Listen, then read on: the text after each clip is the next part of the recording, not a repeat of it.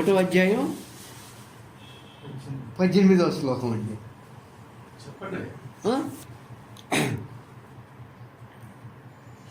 ఓ రాజా, ఒక మాట చెప్తున్నా విను.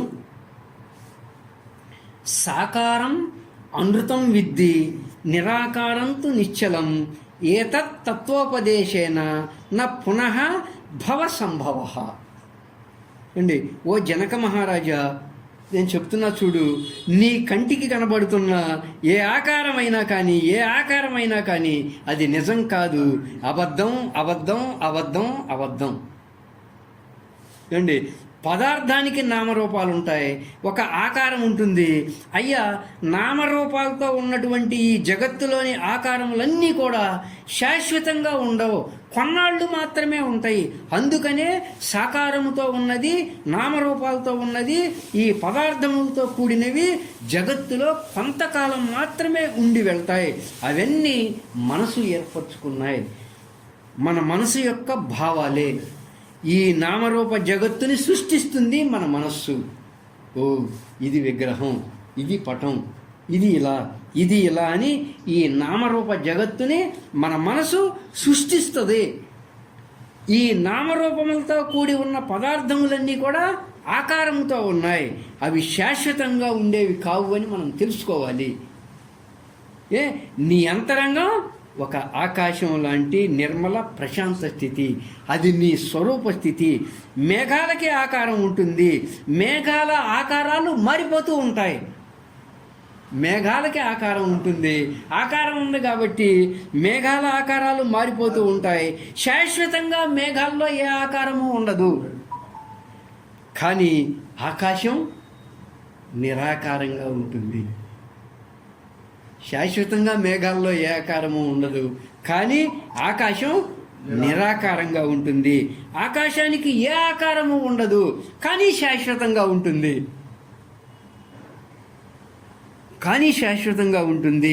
నిరాకారంతు నిశ్చలం అండి. మేఘాలకి చలనం ఉంటుంది, కానీ ఆకాశానికి ఏ చలనము ఉండదు. ఇక్కడ ఆకాశం అంటే పైది కాకుండా మనలో ఒక సూక్ష్మమైన అంశంగా, చిదాకాశంగా మనం తెలుసుకోవాలి మన చైతన్య స్వరూపాన్ని. అంటే విశ్వమంతా వ్యాపించి ఉన్న మహాసూక్ష్మమైన అంశం గురించి చెప్తున్నారు అని మనం తెలుసుకోవాలి. అంటే విశ్వ చైతన్య స్వరూపం గురించి ఇక్కడ చెప్తున్నారు అని మనం తెలుసుకోవాలి. మనకి స్థూలంగా ఈ దేహం ఇలా నామరూపాలతో తెలుస్తుంది.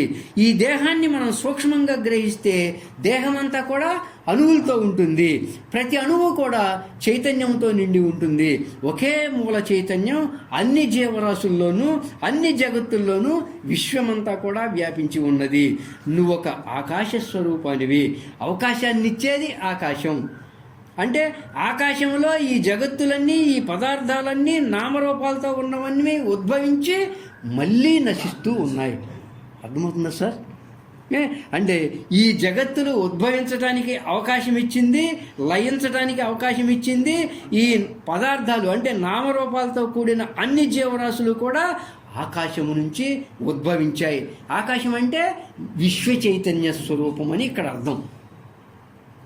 ఏమండి, ఆకాశంలోనే పుడుతున్నాం మనం, అవునా కదా? ఆకాశంలోనే పెరుగుతున్నాం, ఆకాశంలోనే మరణిస్తున్నాం. కానీ ఆకాశం శాశ్వతం. మన తాత పుట్టాడు, పోయాడు. మన ముత్తాత పుట్టాడు, పోయాడు. మన నాన్న, మనం, మనాళ్ళు. ఏమండి, పుడతాం, ఆకాశంలోనే పుడతాం, ఆకాశంలోనే పెరుగుతాం, ఆకాశంలోనే చనిపోతాం. ఆకాశం శాశ్వతం. ఏమండి, మళ్ళీ నశిస్తున్నాయి ఈ జగత్తులు. అలా సాకారం అనృతం విద్ధి, ఆకారం ఉన్నవన్నీ ఏవైనా కానీ శాశ్వతంగా ఉండవు.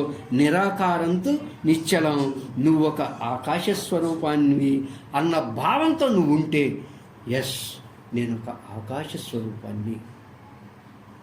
ఆకారం లేదు, పైగా శాశ్వతం. ఈ మనోదేహాలు నామరూపాలతో ఉంటాయి. అంటే నువ్వు ఒక ఆకాశ స్వరూపానివి అన్న భావంతో ఉంటే ఈ మనోదేహాలు నామరూపాలతో ఉంటాయి.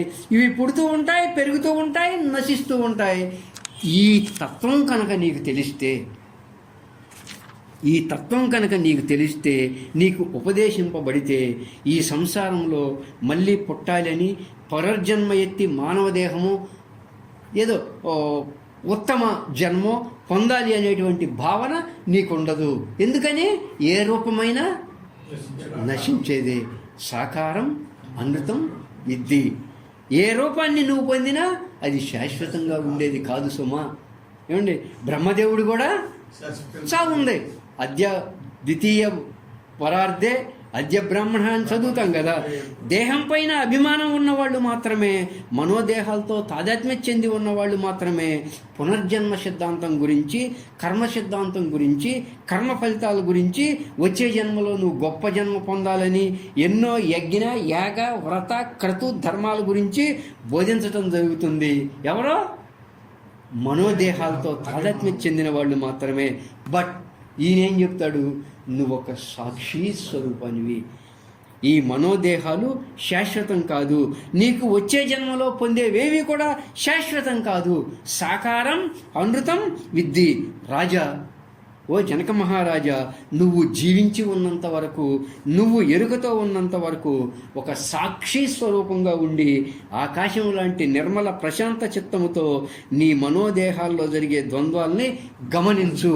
అదే నిత్య ధ్యాన స్థితి, అదే అవతలి తీరం, అదే నిత్య సమాధి స్థితి, అదే నిత్య ఆనంద స్థితి అండి.